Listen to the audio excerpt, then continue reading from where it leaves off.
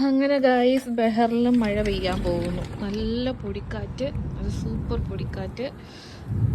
ഇടിയൊക്കെ വെട്ടുന്നു. പൊടിയെന്ന് വെച്ച് കഴിഞ്ഞാൽ ഇജാതി പൊടിയാട്ടോ, രക്ഷയില്ലാത്ത പൊടി. മനസ്സിലാവുമെന്ന് എനിക്കറിയത്തില്ല. നല്ല പൊടിയുണ്ട്, നല്ല മിന്നലുണ്ട്.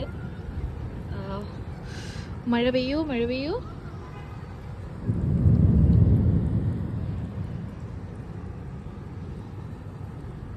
Waiting for Mazha and also for winter.